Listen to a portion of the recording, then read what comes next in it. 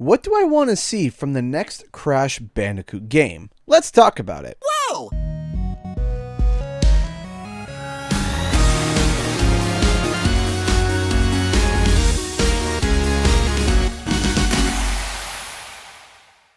What's up guys, Canadian Guy here, and back with a brand new Crash Bandicoot video. As we have been speculating, we are thinking that Crash Bandicoot is going to be announced very soon. In fact, I have been saying for a long time that it would be announced in June. Originally, I thought that the PlayStation event was going to be the place of this announcement, but then changed my mind after Jeff Grubb announced that a lot of third-party titles were being pulled out. So, I think it's the month of June, just we'll have to see. However, there's been a lot of speculation on what the next game is going to be like. I've already done 2 videos talking about Crash Bandicoot's design and art direction, along with how I think the game is going to play in terms of playstyle. But in today's video, I want to talk about other things I want to see added or taken away for the next hypothetical Crash Bandicoot 4. Like I mentioned in the previous video, in order to come up with logical and good ideas for Crash Bandicoot, we have to look at what made Crash one of the best platformers of its time, why it became popular, and what's the core and DNA of this little marsupial. First things first, and especially in the later games, Crash Bandicoot has something that I like to call a denseness of action. What this means is that there is a lot of things going on within a small amount of space. Enemies throwing weapons at you, platforms shifting, giant boulders coming at you. These were all things that made the game intense for its time. However, games nowadays have the same amount of intensity and action of the original Crash Bandicoot, and then some. That's why, to some of the newcomers of the Insane trilogy, it could come off as a little, well, slow in comparison to the 3D platformers of today, but that was because of a technical limitation of its time and it being a remaster.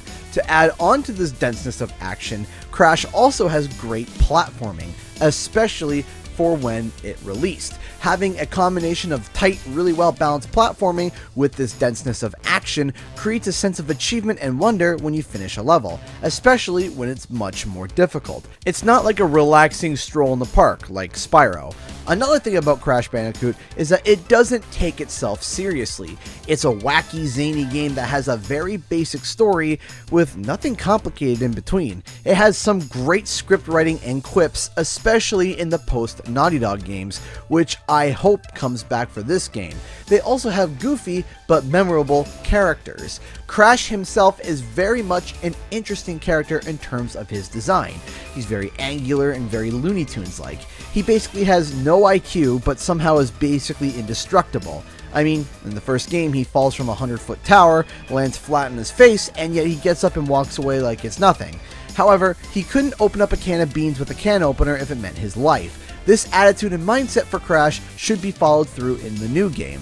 The environments are also very lush, which isn't too unique, to be honest, in terms of modern gaming, but it becomes unique when you add Cortex's meddling with his science, adding sort of a wacky science versus nature kind of deal. This again applies with the characters that I mentioned before, with their wacky goofiness, as they are usually hybrids of other animals. So if we were to boil it all down to its core, Crash Bandicoot as a series is a simple yet goofy Looney Tunes style game that has tight platforming with a lot of denseness of action, with memorable silly characters, with a wacky science versus nature environment. So with that in mind, what do I want to see in the next Crash game? First things first is a much faster paced game.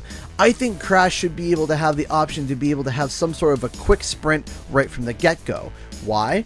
Because it allows the devs to be able to make more difficult death-defying jumps while compensating by giving you more speed overall. Having the sprint ability right from the start would definitely be interesting, especially with the boulder chase levels in mind, or any level like that. With that said, I also would like to see new platforming options with new moves instead of just jumping, spinning, sliding, and belly bashing. It would be nice to see new platforming tricks like catching the edge of a wall for a near fall on a platform, or maybe ziplining. Now we also know that Crash is no stranger to gadgets. I mean, he literally has a Wumper Fruit bazooka in the third game, so perhaps adding stuff like magnetic boots for certain puzzles, or maybe a grappling gun to zip over specific hazards would be really fun to use. The general gist is that I want to see more new mechanics that creates a familiar but new Crash Bandicoot experience. I would also love to see some classic mechanics to return that was in the originals, like maybe riding some animal like Pura in Oriental Express or the Hog from Hog Wild.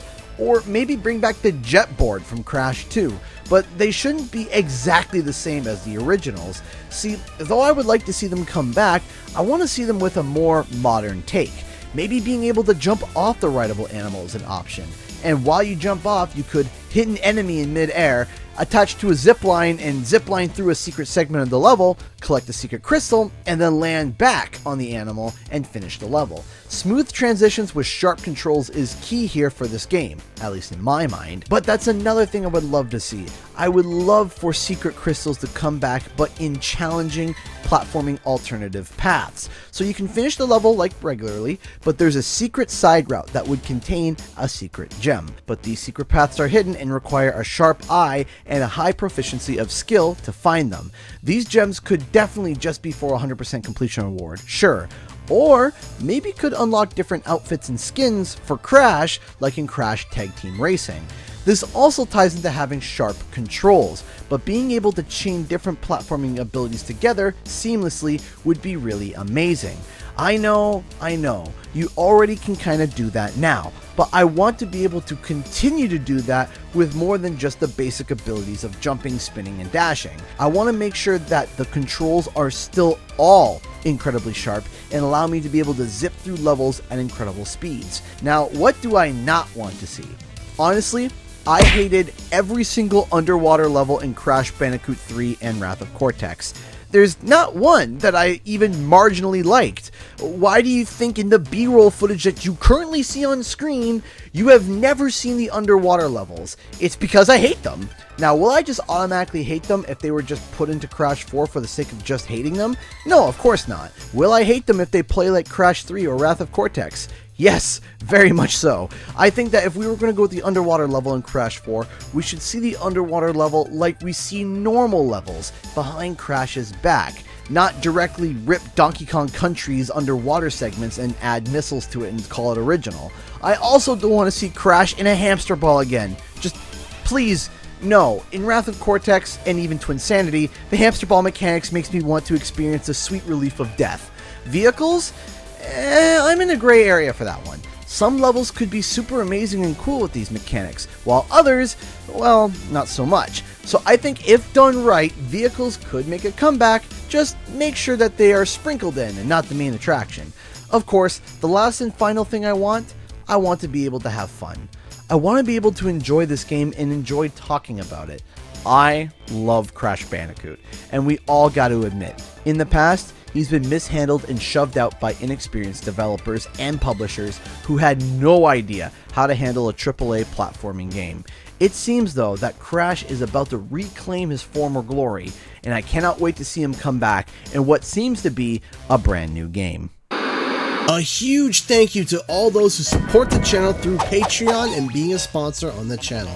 If you'd like to help it out, check out the links in the description below, where you can buy some CGE merch or become a Patreon. Also, don't forget to like and subscribe for more gaming and nostalgic content. Thank you so much everyone, and I'll see you guys in the next video.